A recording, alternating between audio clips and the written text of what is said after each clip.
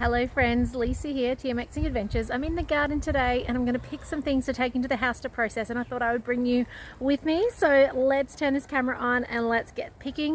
I'm going to get into the kitchen. There's my little chickens. I've got a couple that want to sit on in the nest, so they're coming to see me in the veggie patch today. But things are doing really well in the spring garden. We are picking nearly daily asparagus at the moment. There are a few cabbages we need to actually use up before they get bugs in them at this time of year, but what I'm here for are the snow peas, which are absolutely abundant at the moment. So it's all the way up to the ceiling.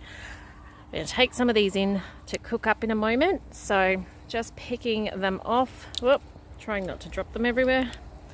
But this one is all the way up to the roof, and there's another one over there. So we are bringing in a huge amount every day. So I'm going to pick off a few of these more and then we'll head into the kitchen. But it's a gorgeous day. Spring is just absolutely stunning here in Southeast Queensland. So let me pick and I'll see you in the kitchen soon.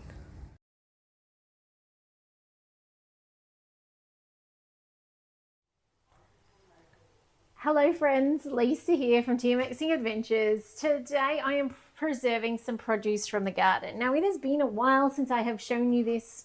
Last year I think I did a whole ton of broccoli for the freezer for the months ahead, and that was amazing. I loved having that available even when broccoli wasn't in season.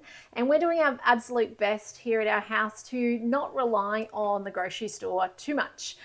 We still do go shopping every couple of weeks. I'm trying to push it out to 3 weeks. I'd love to get it to monthly. Watch this space for many reasons, from knowing how much we should spend and keeping a real close eye on that, to things like knowing what's in our or on our food. So the boys have grown this. This is snow peas. Those of you who are watching me over on YouTube on the replay, you got to see a little snippet of our veggie patch at the beginning of this video. So I filmed that. That'll go up on YouTube tonight before I start showing you how to blanch snow peas. And actually, what I've done so far on the Thermomix, I don't want it to get cold, is I use my kettle mode. So the TM6 and the TM7 have kettle mode, and I brought my water to the boil. Okay, so now I'm going to use open cooking on a TM7. Now you don't have open cooking on a TM6, but I did do blanching on my TM6 last year with broccoli, okay, and cauliflower. Look at that boiling away already. You'll probably fog up in a moment. So check that out now while you can see it. And blanching is a process that they do before they put your stuff in freezer bags in the freezer aisle, if that's where you get your veggies from, so that it lasts, okay, so that it can be frozen. Now, blanching doesn't take long, and with the Thermomix, it makes it pretty easy. So what we're going to do is we're going to put our timer on. So I'm going to drag that down from the top. You can see yesterday's. I really love this little control here. I'm going to bring up the timer. I'm going to put on 2 minutes. And this is actually only going to take 90 seconds. I could put on for 90 seconds, but I'm going to actually just wait till it gets to the 1 minute 30. Now the trick is you do these, actually, does anyone know? Has anyone done blanching with their Thermomix before? Say hi if you have. Well, say hi regardless. If you have, claim that I've done it. Okay, I'd love to know if you've done it or not. It's great if you have access to, I know when we lived in Brisbane, we had a fruit shop that would sell things in boxes. You could buy snow peas in a big Coolite box. There's my 1 minute 30. You could buy it in this massive Coolite box for like $3. It was a huge box, right? So I just want to make sure that boils still, dropping in approximately half. We've got 90 seconds, okay? And you know, it'd be great. You'd eat them the first night, second night, and then by the third night, you'd forget about them in the fridge, or you'd be like, what else do I do with them? So to have this skill, even if you don't have a veggie patch, is amazing to have, because to be able to get a box of broccoli, a box of cauliflower, a box of snow peas, and be able to use it, yes, for the first few times, and then know how to preserve it so it's there for when it's no longer in season and it costs an arm and a leg to buy. Okay, so what we're looking for here is these are going to change color. It's only going to take, as I said, 90 seconds. This is so quick, and the Thermomix makes it so simple. I would probably boil this dry on a stovetop, and I would be so overwhelmed at this point in time. So this makes it so easy. All I've done to these, by the way, is I've topped and tailed them to get rid of the crunchy bit that otherwise you do at the dinner plate. If you are time poor, you of course could just not bother And then I'm going to lift them out. This is awesome, by the way. If you haven't seen this in the mix shop, they were out of stock. They're hopefully back in. And it's cool because it actually sits perfectly on the Thermomix. It's designed to the shape of the Thermomix. So I've got open lid mode happening. If you had a TM6, you will have to put the lid on. I have a broccoli video for you. You could check that out. So now I simply lift out these. I put them in the ice bath, which I've got up the back here. So this is the new Thermo server. And the ice bath's job is to actually stop that cooking process right away, immediately stop it. Because you don't want these to keep cooking, because otherwise you're going to end up with soggy mess. And you don't want soggy. You want to use them for dinners and stuff in winter, for example. We love them with curry. You want to be able to use them through that season when they're not seasonal. And as I said, without spending a fortune. Just trying to get the last few off the bottom. It is still rapidly boiling. It is still on open lid mode. So I'm grabbing those couple out. Come on up. Come on up. Actually, I should probably grab tongs. But anyway, we'll just work with what we got. These ones are getting an extra cook. We actually took some away. We had a heap come in as well last week. So we took some away camping. And they went around our curry on our curry night, which was so yummy. If you have never had snow peas with curry, so good. All right. Okay, that water's cold back there. I will get some more ice in a moment. And I'm actually going to get the next lot in. So what's going to happen, I'm going to leave those 3 just because in the sake of not hanging around too long showing you guys this process. 2 minutes, getting ready for the next batch. What's going to happen with these ones up the back is I'm going to scoop them out in a second as well. I am fuddling around with this, aren't I? There's one. And I'm going to dry them. They better off dry before you freeze them. Because if they're wet still, they're going to get icy in the freezer. Here we go. 1. So the less ice you can have in them, and if you've got vacuum seal bags, then you're going to get them even better because you're not going to get that freezer burn and crispiness. Oh, I've gone past my 90-second mark. All right, here we go. Just being careful if you're doing this not to burn yourself with the splatter. Pushing them into the water. You'll notice it doesn't even drop any temperature when I do that. It's still rapidly boiling, which is super cool. I did wonder. Now, while that's happening, we can come over to this one. So once you get this in motion, it's actually incredibly easy to do. This is not time intensive. So getting these out onto, this is just a towel, kitchen towel. Scooping them out.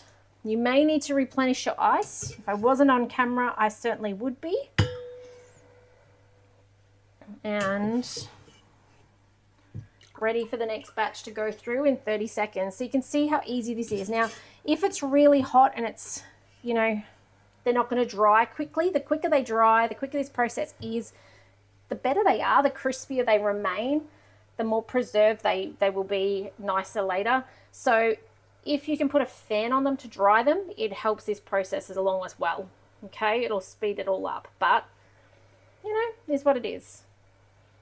I'm just excited to have snow peas when it's not snow pea season, let me tell you. We really appreciated our broccoli and our cauliflower last year. So here we go. Ready for the next bit? So we brought in a fair amount today. You saw the pile on the tray. We'll probably bring another load in about the same size. Most likely on the weekend, so in a couple of days' time. Heaps of flowers out there at the moment, and B1 and B2, our beehives, are doing really well.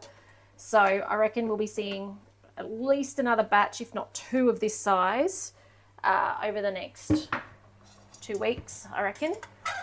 The kids really like them. I've had the youngest here eating them as we do this. Every time there was one that was busted with its little seeds showing, he ate it. He is actually the one who doesn't like them actually cooked. He likes them raw. So it's fascinating. But that's happening there. So, all right, let's go. Last batch. Repeat the timings. Press play. And we have the last lot through. So yeah, really easy to preserve your food. If you're not doing it, give it a go. Vacuum sealing it into the freezer, flat pack, so you know it's there for later. Game changer. We do it with our eggs. Some of you have seen that. But yeah, the more you can have for later, the better. Hey Sue, lovely to see you. It's warm here today too.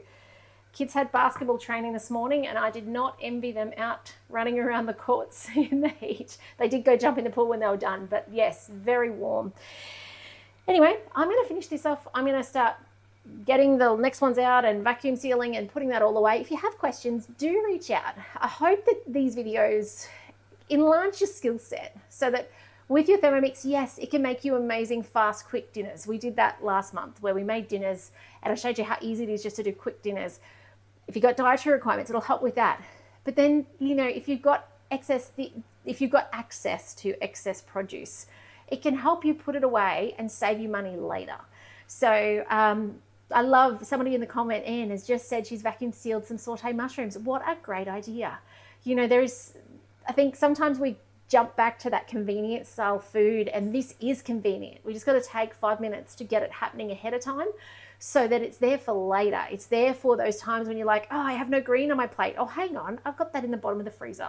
And if you vacuum seal it, like, it'll last for an incredibly long time. It'll just lose quality over time, but it actually won't expire or go off. So anyway, that's it from me today. If you have a friend or family member who has a Thermomix and they need to know that they can do other things with it, please be sharing these videos with them. If you would like a demonstration and you live in Australia, I would love to get online and cook for you or with you, okay, regardless of what model you have. So let me know if you'd like that. Our Spring Host catalogue finishes out the end of this month, I think 29th of the month. So let me know if that's something that is of interest to you. I'm talking too much and I'm not moving things aside.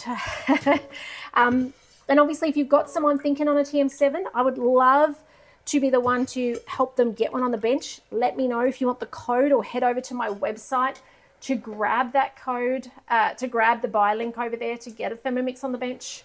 But I'd absolutely love to do so. Obviously, the reason I can turn up for you is because of your support for me. Without that, I wouldn't exist. I'd have to go get another job. So I love what I do. I love showing you guys how to use your Thermomix differently, how to get confident with it, regardless of what model. And by the way, let me know if you need the broccoli. Actually, you know, better still, on YouTube, those of you watching on YouTube, I'm going to put at the end of this the broccoli blanching video, which is done with the TM6, so you can see how easy it is to do if you don't have open lid mode with a TM31, TM5 or TM6, because it is possible, okay, and it's not hard. It's really not hard. So I love you and leave you. Have a fantastic day.